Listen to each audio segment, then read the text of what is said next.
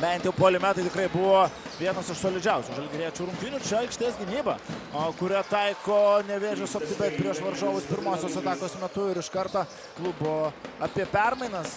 Manau, artimiausių metų turėtų būti ir kažkokie papildymai. Apie tai Gediminas Petrauskas jau buvo kalbėjęs kiek ir anksčiau, o čia Lukas Lekavičius. Butkevičius. Laurynas Birutis. Ir dabar jau užbaigia ataką tiksliai. Tvarkyti su Kinano Evanso gynyba. +3. Turi Žalgiris. Randa. Ir kaip apšvarina dabar varžovus Arnas Butkevičius. 2-1. Butkevičius žaidžia pats iki galo. Dar 2 taškai greitajame puolime. Petrauskas. Nūdė. Šiandien to prisnūdimo ženklų tikrai nėra. Matant, kaip dirba kauniečiai gynyba, ši ataka, kurią organizavo Nevėžis, yra puikus to pavyzdys. Lukas Lekavičius 12 jo taškas. Aukštūgiai galintis pataikyti iš toli. Ronaldas Šmitas puikiai atstovėjo kontaktinės dvikovas baudos aikštelėje. Vėl puikiai ginasi žalgiriečiai. Lekavičius pasileidžia greitą ataką. Ir jo flauteriukas, Lukas Lekavičius tiesiog. Vėl.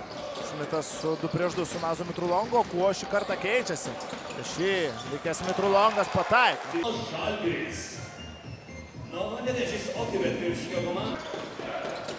Brady Menekas bandomas išvesti šį žaidėją metimui.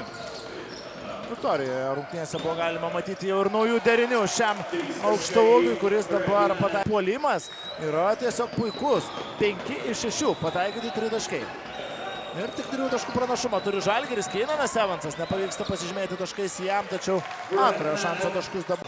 Atkuoto kamuolio iškart pasileidžia greitą ataką žalgiriečiai. Mes matėme, kaip gerai Žalgiris puolė tranzicijoje, kaip pavykdavo apsiginti nuo Nevėžio atakų ir šį kartą vėl neišimtis. Tridoreal klubui nusileidęs Kauno Žalgiris, skaičiuojant ir Lietuvos krepšinį. 4 pozicijoje, kadangi žaidžia ir Heisas. Aktyviai turi dirbti gynyboje Viniokuo. Arnas Butkevičius paliktas laisvas, čia aišku rizikos, čia aišku tos pagalbos, rūkėlės prašo šeimininkai. Tai netaikliai, pirmasis jo pramestas metimas Kėdainiuose. Vaitkus perima kamuolį Lekavičius, vėl bandė užsiimti kūrybą. Bašičius ieško kam grąžinti kamuolį. Laikas jau spaudė Kėdainių komandą šios atakos metu. Daug judėjimo be kamuolio. Luko Lekavičiaus žaidime. 2-2 su Biručiu. Šortrolė, geras perdavimas įkartančiam Brady Menekui ir kokybiška žalgiriečio ataka. Atstumą išlaiko Nevėžis OptiBet, 46 taškai. Pelnyti, praleisti 54 ir dar Laurynas Birutis gali aikštelėje. Čia dar kartelį situacija. Ir tų netikslių metimų, aišku, buvo šiek tiek daugiau. Tomas Dimša, Laurynas Birutis, Arnas Butkevičius, Brady Menekas ir Lukas Lekavičius. Toks žalgiriečių penketukas kėlinio ir Marcinkevičiui. 3 kartus prasižengęs yra Jurgensas. Dimša, Biručiui.